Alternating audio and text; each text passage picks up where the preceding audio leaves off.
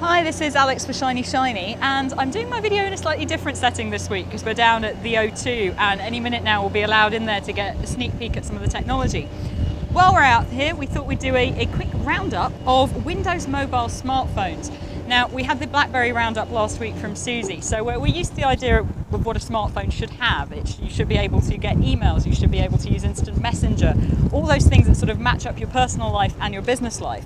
But Windows Mobile in particular is a particular operating system, and having just moved to Windows Mobile 6 with the first phones available coming into the UK market, it's time to take a look at Windows Mobile 5 and then one of the new phones and see what the differences are. I have here a Fujitsu Pocket Lux, which is sort of one of the bigger, clunkier models, but it does incorporate a full QWERTY keyboard. Now, like most of the models on offer, it has the usual 2-megapixel camera, Bluetooth, Wi-Fi, nothing really new there.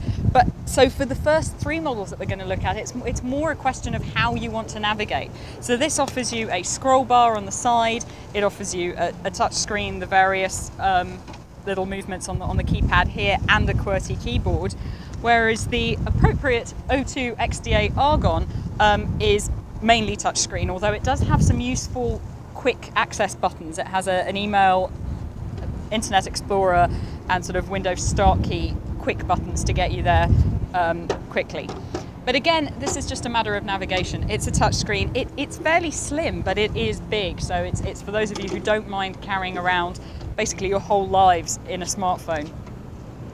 Toshiba have recently released the G500 smartphone. Now, we covered this in a longer video review last week, but the thing that's important about this one is that it is a little bit thick because it's a 3G and HSDPA phone.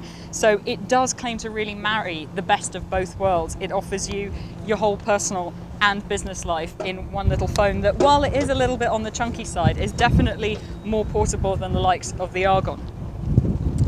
For me, though, the winner has to be this orange SPV, which is, I believe, pretty much the same construction as the HTC Windows Mobile 6 phone we showed you a few weeks back when me and Kat took a look at the operating system.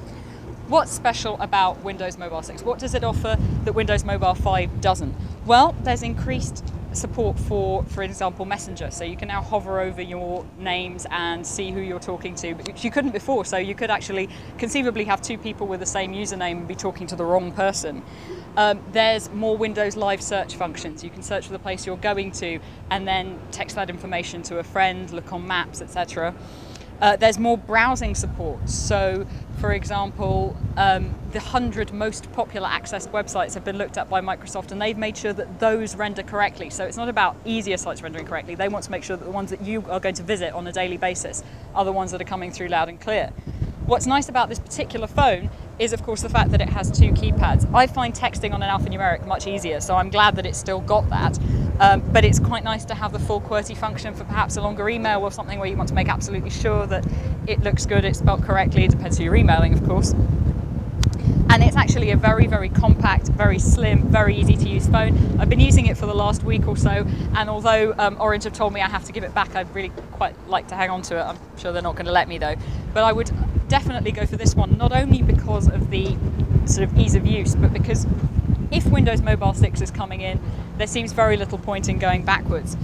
But really what it comes down to with the Windows smartphones is, are you prepared to still live on with the older operating system?